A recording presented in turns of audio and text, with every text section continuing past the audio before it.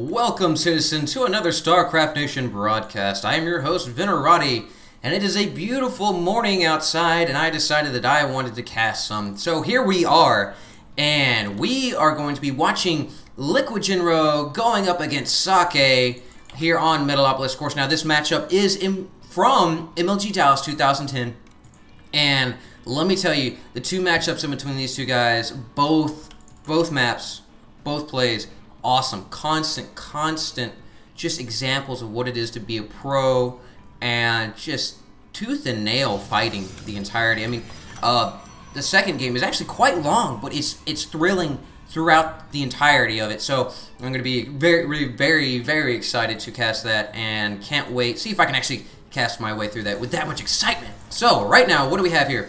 We are on Metalopolis, and we see some corona boosting of the economy.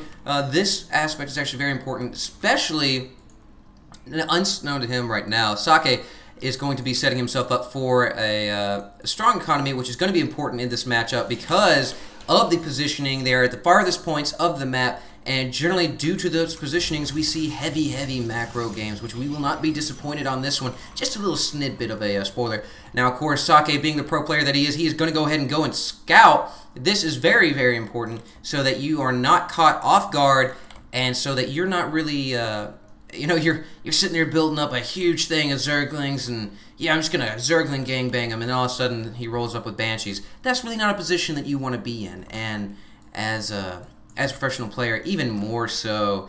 And that's why scouting is so important. But I'm gonna get off my ranting kick on scouting, because I will talk a long time about that. But we do have a rack just finishing up here for Jinro. Jinro, of course, going ahead and queuing up the Marine. Going to be posting up here at the ramp, most likely. Try to block this probe coming, but it's not going to be quick enough, as we do see him going ahead and popping up the command center into a orbital command. And we do have the probe, of course, making inside the main of Jinro and running through the mineral line there just ever so slightly. Then we do actually have the Marine coming in here, finishing up, and will be going ahead and evicting this probe, as he's definitely not welcome. And we have, likewise, LiquidJinro here loitering inside of Socke's base. Socke going ahead, grabbing a cybernetics core, will be probably throwing out a stalker after this, getting, of course, into the pylon, not wanting supply lock himself, because supply locking this early on is very bad.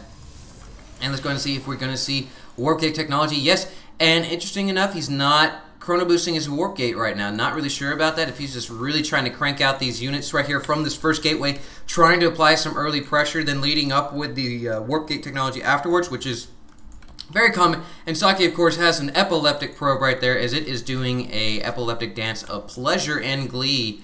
So right now, actually, Jinro getting a really early second command center here, as that's going to be populating the natural whenever he does choose actually to move down, and that's really going to be setting himself up for the mid to late game, as Terrans are very strong if you do allow them. Well, any race is very strong if you allow them to go ahead and get those expansions unmolested.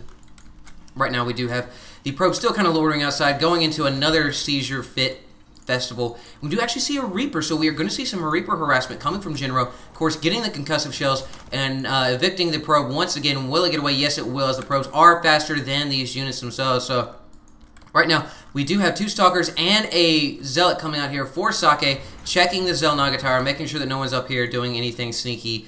And he could apply some early pressure if he wanted to, as those two Stalkers and Zealot will be more than enough to handle this Marine Marauder, but we will have the Reaper coming out here in any moment, and we'll have these two racks finishing up as well. So Jinro going to be getting a 3-rack, probably be evolving into something else here relatively shortly once he gets his natural. Not to be outdone, Socke, of course, is getting his Nexus as well. So both players kind of feeling comfortable in their spawning points, and the fact that they're not going to be too pressured right now this early in the game, so they feel comfortable that they can actually grab that natural. We do have the second simulator coming online for Socke right there, and I don't actually have one coming in for Jinro just quite yet. Of course, now Jinro is moving out here with his orbital command, will be landing it, and this will be finishing up right here. Now we do actually have the Reaper right here, and with this building finishing, Jinro is going to see that, of course, he does have a Stalker waiting for it. The Reaper going to try to run past him. Will be enough. Will be able to get away. No, I don't think so. No, in fact, it does not happen. He just bleeds all over the place right there. So now Socke, of course, doing a transfer right there Nice transfer, nice timing, and Jinro and Socke, of course, both right now have naturals being populated. Let's go take a look at the income tab real quick. Neck and neck. Jinro, of course, only down 3 harvesters right now, but of course he does have the mules, which more than make up for it, as we do see him at about 400 mineral count, but ever so slightly behind in the Vespine. We did see that pro being dispatched right there, and we do see Stem finishing up for Jinro. Now this is going to make this bio ball that much more deadly. When they are stemmed, these units are just going to rip through, especially these Marauders will rip through the gateway units with ease and glee. And that pro, another probe going down, so Socke really not valuing the life of his probes as they are just being slaughtered here. I believe that was the 3rd probe to go down this entire game. We do have another, no, that's actually the first Immortal coming down for Socke. Socke anticipating those Marauders, and oh, what is this? We're seeing Jinro putting down a command center on the high yield, but Socke going to be seeing this with his Observer, the Observer being a huge key for any Protoss player, giving you battlefield awareness, letting you know what is going on for your opponent. So I'm just going to grab a little sip of tea right here.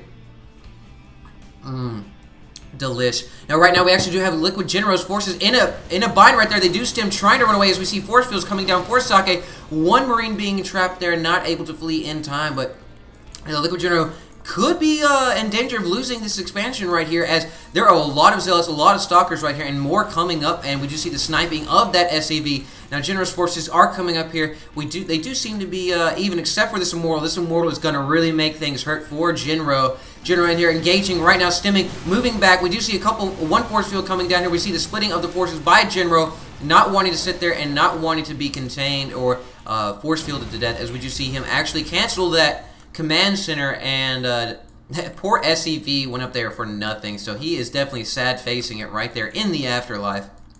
And right now we have this Marauder checking out, making sure that the Protoss have gone and are going to no longer bug him. Now, we do have a Robotics Bay coming down for Socke, so Socke, seeing this Bio Ball, is going to react and most likely going to be getting a Colossus with that Thermal Lance upgrade, and that is going to be oh so beautiful, because those Thermal Lances just give these guys a big old hug and send them straight to hell. Now, for LiquidJinro, we see this reactor finishing up, and I can bet you that we're going to see a switch right here. And yes, we do actually see a lift and switch. And this is going to allow Jinro, basically having 2 starports for 1, allowing him to pump out either 2 Vikings or 2 medevacs. So it's really depending on what he sees and how he reacts to the threat that Socke is going to be presenting to him. Of course, this Observer keeping busy, making sure that he's looking around, making sure that LiquidJinro doesn't do anything sneaky. And of course, we do have the Thermal Lance upgrade finishing up here. Well, not finishing up, starting up. Getting a little bit ahead of myself. LiquidJinro, of course, taking this expansion, as Socke is taking the expansion right now. So we're seeing mirroring here as far as expansions go. Socke doing a good job of denying that high yield, but Jinro, undeterred, will be go ahead and grabbing this a little bit out of the way. As right here, though, it's a huge ramp, allowing for plenty of forces to streaming in here, and this is definitely these expansions, these are basically all the middle expansions right here, are very high conflict zones, as you will see them contested the most out of all the spots, pretty much, period. And